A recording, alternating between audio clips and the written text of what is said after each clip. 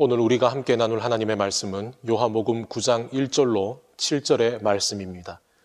요한복음 9장 1절로 7절의 말씀. 제가 가진 성경으로는 신약 161면에 기록되어 있습니다. 누가복음 9장 1절로 7절의 말씀을 찾으셨으면 우리 다 같이 한 목소리로 받들어 읽겠습니다. 예수께서 길을 가실 때 날 때부터 맹인된 사람을 보신지라 제자들이 물어 이르되 랍비여 이 사람이 맹인으로 난 것이 누구의 죄로 인함이니이까 자기니이까 그의 부모니이까 예수께서 대답하시되 이 사람이나 그 부모의 죄로 인한 것이 아니라 그에게서 하나님이 하시는 일을 나타내고자 하심이라. 때가 아직 낮음에 나를 보내신 이의 일을 우리가 하여야 하리라. 밤이 오리니 그때는 아무도 일할 수 없느니라. 내가 세상에 있는 동안에는 세상의 빛이로라. 이 말씀을 하시고 땅에 침을 뱉어 진흙을 이겨 그의 눈에 바르시고 이르시되 실로암 못에 가서 씻으라 하시니 실로암은 번역하면 보냄을 받았다는 뜻이라. 이에 가서 씻고 밝은 눈으로 왔더라. 아멘. 함께 기도하시겠습니다. 주님, 오늘도 죄인이 주님 앞에 나아옵니다. 지금도 이 땅에 수많은 사람들의 고통과 아픔이 있지만 이들을 위해 함께 울지 못하고 나 자신의 안전만을 더 우선하며 살아온 죄인입니다. 결코 우리의 삶이 이 땅에서 끝이 아님을 알면서도 여전히 이 땅에 매여 있는 우리들입니다. 주님, 그러나 이 부끄러운 자리에서 한 걸음 나아가기 위해 오늘도 말씀 앞에 섭니다. 주님의 뜻을 알게 하시고 순종하는 이 시간이 되게 하옵소서. 예수 그리스도의 이름으로 기도드리옵나이다. 아멘. 날 때부터 앞을 보지 못하는 사람이 있습니다. 그리고 여러분도 잘 알고 계시는 대로 예수님은 그의 눈을 뜨게 하시죠. 하지만 오늘 이 실로암 연못과 연관된 기적의 사건을 가만히 보면 사도 요한은 눈이 떠지는 이 기적보다 그 기적 전의 대화를 그리고 기적 이후의 대화들을 훨씬 더 많이 기록해 놓았습니다. 그렇다면 이것은 사도 요한이 이 기적을 중심으로 이야기를 하고 있지 않다는 말입니다. 그렇다면 사도 요한은 다른 성경에는 기록되어 있지 않는 요한복음에만 기록되어 있는 이 사건과 대화들을 기록한 이유가 무엇일까요? 이 요한복음 9장의 이야기를 통해서 사도 요한은 우리에게 한 가지 질문을 던집니다. 눈을 뜬다는 것은 무슨 의미인가? 라고 말이죠. 오늘 예수님의 말씀대로 순종해서 실로암 모세가 씻고 이 사람은 눈이 뜨입니다. 그러나 오늘 우리가 읽은 이 내용들 가운데는 여전히 눈을 뜨지 못하는 사람들이 있습니다. 바로 제자들입니다.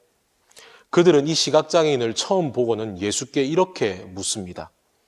랍비여, 이 사람이 맹인으로 난 것이 누구의 죄로 인함이니이까? 자기니이까? 그의 부모니이까? 이들은 앞을 보지 못하는 장애가 죄로 인한 결과라고 말합니다. 물론 성경에는 죄로 인한 질병이 일어나는 경우들이 있습니다. 그러나 성경은 결코 모든 질병과 장애가 죄로 인한 결과라고 이야기하지 않습니다. 욥의 고난이 그 대표적인 예이지 않습니까? 뿐만 아니라 하나님께서는 부모의 죄가 결코 자녀에게 상속되지 않는다는 것을 에스겔을 통해서 우리에게 분명히 가르쳐 주셨습니다.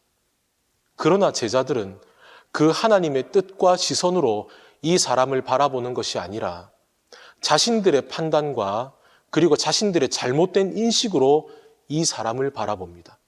즉 그들은 보고 있지만 제대로 앞을 보지 못하는 영적 시각장애인과 다를 것이 없습니다. 오늘 또한 이 요한복음 9장에서는 또 다른 보지 못하는 사람들이 등장합니다. 바로 오늘 눈을 뜬 이 사람의 주변에 있는 인물들 그리고 바리새인들입니다. 그의 이웃들은 그에게 묻습니다. 분명히 죄로 인해서 보지 못하는 당신인데 어떻게 보게 되었는지를. 그리고 그들은 이 맹인의 대답을 듣고 나서 이 일들이 안식일에 이루어졌기 때문에 이 모든 일들에 대한 해석과 처벌을 결정하기 위해 이 사람을 억지로 바리새인에게 끌고 갑니다.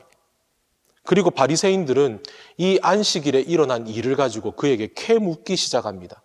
15절을 보면은 그들은 이렇게 질문하죠. 그러므로 바리새인들도 그가 어떻게 보게 되었는지를 물으니 이르되 그 사람이 진흙을 내 눈에 바르매 내가 씻고 보나이다 하니. 아멘. 바리새인들은 이 안식일에 일어난 일을 가지고 예수님을 올가맬 증거를 찾습니다. 그 사람이 너에게 어떻게 했느냐 계속 행위를 캐묻죠. 그리고 그들은 예수께서 진흙을 이겨서 그 사람의 눈에 바른 것을 노동이라고 생각합니다. 이제 그들은 더 명확한 증거를 찾기 위해 이 맹인의 부모를 부릅니다. 그러나 이 부모는 자신들이 출교를 당할까 봐 두려워서 그 대답을 자신의 자녀에게 미루어 버리죠. 태어날 때부터 앞을 보지 못하는 사람이 드디어 눈이 열려서 세상을 보게 되었는데도 지금 이들 중에 어느 하나 함께 기뻐하는 사람이 없습니다. 바리새인들은 심지어서 이렇게 말합니다. 24절입니다. 이에 그들이 맹인이었던 사람을 두 번째 불러 이르되 너는 하나님께 영광을 돌리라. 우리는 이 사람이 죄인인 줄 아노라. 그들은 말합니다. 우리는 예수가 죄인이라는 것을 안다. 그러나 그들은 정말 예수님이 누구이신지를 모릅니다. 그들은 29절에서 이렇게 말합니다. 하나님이 모세에게는 말씀하신 줄을 우리는 알거니와 이 사람은 어디서 왔는지 알지 못하노라. 이 땅에 오신 구원자 예수 그리스도를 알지도 못하는 이들은 눈은 뜨였으나 정작 하나님을 깨닫지 못하는 영적 시각장애인들입니다. 그렇다면 예수님으로 인해 눈이 뜨인 이 사람은 어떨까요? 오늘 이 사람의 대답 30절로 33절을 제가 현대인의 성경으로 읽어드리겠습니다. 정말 이상한 일입니다. 그분이 내 눈을 뜨게 해주셨는데도 당신들은 그분이 어디서 오셨는지 모르신단 말씀입니까? 우리는 하나님이 죄인의 말은 듣지 않으시지만 그분의 뜻대로 사는 경건한 사람의 말을 들으시는 것으로 알고 있습니다. 세상이 생긴 이후로 지금까지 소경으로 태어난 사람의 눈을 뜨게 했다는 말은 들어보지 못했습니다. 이분이 만일 하나님이 보내서 오신 분이 아니라면 도저히 이런 일을 하실 수가 없었을 것입니다. 그는 자신이 알고 경험한 사실만을 담대하게 있는 그대로 전합니다. 이 대답으로 인해 자기가 쫓겨나고 출교당할 수도 있다는 걸 알지만 그는 두려워하지 않고 당당하게 말합니다. 그리고 쫓겨나고 난 다음 그는 예수님으로부터 그토록 기다리던 메시아가 바로 예수님이시라는 말을 듣자마자 주여 내가 믿나이다 고백하며 그는 주님 앞에 경배합니다. 그는 육적인 눈만 뜨인 것이 아니라 영적인 눈도 함께 뜨인 것이죠. 오늘 이 기적을 통해서 사도 요한은 우리에게 말합니다. 육적인 눈을 보지 못하는 것이 무서운 것이 아니라 영적인 눈으로 보지 못하는 영적 장애가 훨씬 더 무서운 것이라고 말합니다. 왜냐하면 영적 장애는 자신이 앞을 보지 못함에도 불구하고 자신이 앞을 보지 못한다는 그 사실을 깨닫지 못하고 있기 때문입니다.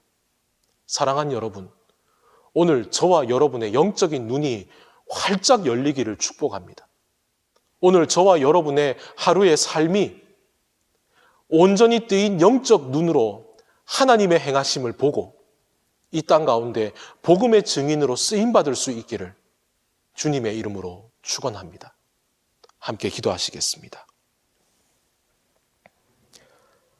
앞을 보지 못한 이에게 진흙을 바르시고 씻게 하셔서 눈을 뜨게 하신 주님, 오늘 영적으로 막힌 우리의 눈에도 은혜를 베푸시고 우리의 눈이 뜨여져 우리 앞에 계시는 주님을 온전히 볼 수 있게 하옵소서. 복음으로 인해 받는 고난을 두려워하지 않게 하시고 오직 주님만 바라보며 담대하게 나아가게 하옵소서. 이 땅의 교회들을 불쌍히 여기시며 오직 주님 안에서 더욱 온전히 서게 하옵소서.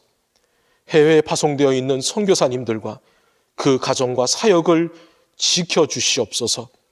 예수님의 이름으로 기도드리옵나이다. 아멘.